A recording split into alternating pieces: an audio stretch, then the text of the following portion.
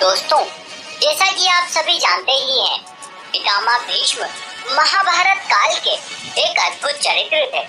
उन्होंने आजीवन ब्रह्मचारी रहकर हमारी समाज में कई आदर्श स्थापित किए थे। यदि आज कोई मनुष्य पितामह द्वारा बताई गई बातों का अनुसरण करता है तो वो बहुत ही आसानी से अपने जीवन को सार्थक कर लेगा। परंतु अब प्रश्न ये उठता है कि आखिर पितामह जो आजीवन ब्रह्मचारी रहे वो स्त्रियों के बारे में क्या विचार रखते थे। वैसे आज के इस वीडियो में हम आपको महाभारत ग्रंथ के अनुशासन पर्व से ली गई पितामह द्वारा युधिष्ठिर को स्त्रियों के संबंध में कही गई 5 ऐसी बातें बताने जा रहे हैं जिन्हें सुनकर आप निश्चित ही प्रभावित हो जाएंगे। तो चलिए मित्रों, एक बार विस्तार से प्रकाश डालते हैं कि आखिर पितामह ने युधिष्ठिर को स्त्रियों के संबंध में क्या बताया था। महाभारत का युद्ध समाप्त हुए अब कई दिन बीत चुके थे। नगर में चारों ओर पांडवों की जीत का हर्षोल्लास छाया हुआ था, परंतु सबके ठीक विपरीत कुरुक्षेत्र में पितामह अकेले ही अपनी मृत्यु की प्रतीक्षा कर रहे थे। लेकिन अब भी उनके शरीर में अर्जुन के नुकीले बाण लगे हुए थे जो हर पल ही उन्हें असहनीय पीड़ा का आभास करा रहे थे। लेकिन फिर भी वे बहुत ही संतुष्ट दिखाई पड़ रहे थे, क्योंकि वे जानते थे कि अब उनकी प्रिय नगरी हस्तिनापुर सही हाथों में है, जिससे कि आने वाली कई सदियों तक भारत का भविष्य उज्जवल होने वाला था। किंतु नगर में श्री कृष्ण संतुष्ट नहीं थे। संभवतः वे जानते थे कि जो ज्ञान पितामह के पास है, यदि वो ज्ञान इस संसार में नहीं आया तो उनके लाख प्रयासों के बाद भी इस प्यारे भारत का भविष्य अंधकार में ही रहेगा। परंतु उसी क्षण वहाँ पर उनसे मिलने के लिए युधिष्ठिर आ जाते हैं और वे माधव को ऐसे घोर चिंतन में लीन देखकर उनसे इसका कारण पूछते हैं। तत्पश्चात वे कहते हैं कि हे धर्मराज, पितामह ज्ञान के अथाह सागर हैं, साथ ही वे हमसे आयु में बड़े तथा ज्ञान के दृष्टिकोण से कहीं अधिक आगे हैं। परंतु वर्तमान में वे जीवन और मृत्यु के बीच झूल रहे हैं। ऐसी स्थिति में यदि वे संसार से विमुख हो जाते हैं तो हम सभी को ज्ञान के उस अथाह सागर से विमुख होना पड़ेगा और ऐसी स्थिति में संपूर्ण हस्तिनापुर सहित भारत का भविष्य अंधकार में हो जाएगा। इस पर युधिष्ठिर उनसे समस्या का निराकरण पूछते हैं। तत्पश्चात वे कहते हैं कि हे धर्मराज, इससे पहले कि बहुत देर हो जाए हमें शीघ्र पितामह से मिलकर ज्ञान के उस अथाह सागर को सहेजना होगा, ताकि आने वाली पीढ़ी उसका अनुसरण कर अपने जीवन को सार्थक कर सके।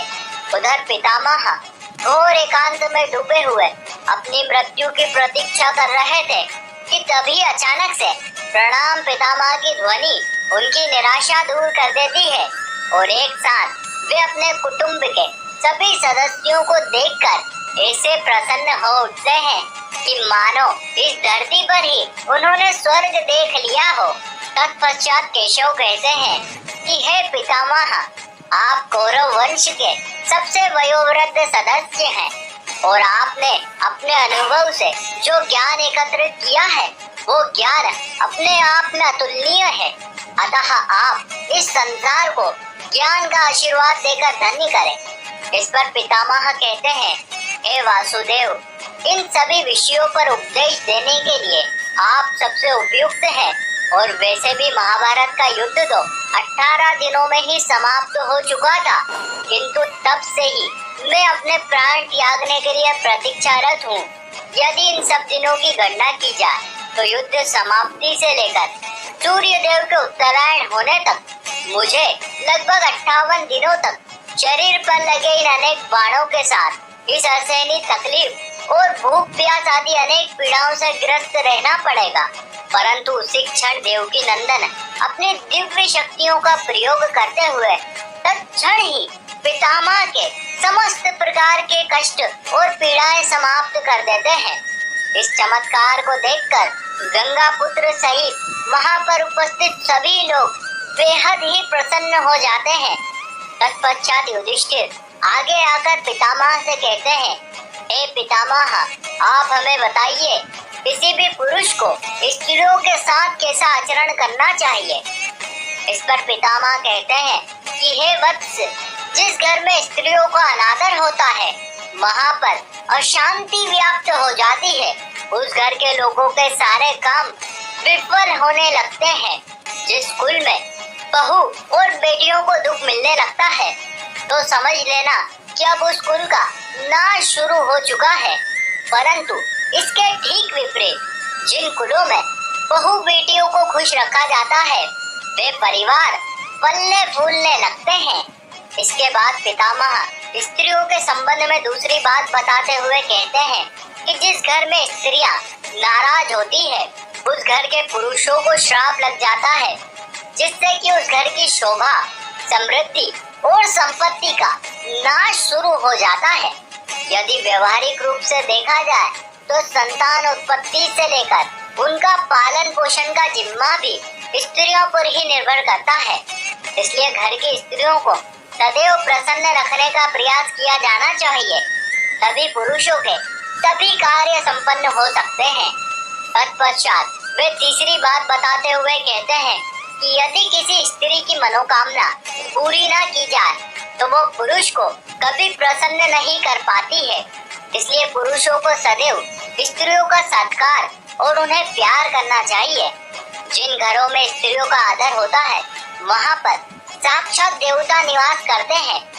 स्त्रियां ही घर की लक्ष्मी होती है और जो पुरुष भली प्रकार से उनका आदर सत्कार करते हैं उन्हें कभी भी धन्य धान्य की कमी नहीं होती है।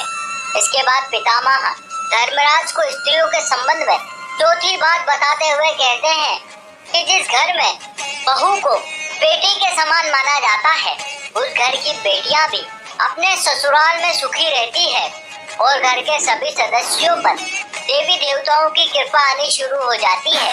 परंतु ठीक इसके विपरीत जिन घरों में बहू और बेटियों में फर्क किया जाता है वहाँ पर देवता रुष्ट हो जाते हैं और वे कुपित होकर वहाँ से प्रस्थान कर लेते हैं। तत्पश्चात पितामह स्त्रियों के संबंध में पांचवी और अंतिम बात बताते हुए कहते हैं कि जिस घर में स्त्रियों के साथ गलत व्यवहार किया जाता है या उन पर हाथ उठाया जाता है, अर्थात जिस स्त्री का पति उसे मारता पीटता है तो बहुत ही जल्द उस व्यक्ति का पतन शुरू हो जाता है। वो समाज में उपेक्षित होने लगता है और उसकी उन्नति के सभी मार्ग बंद हो जाते हैं।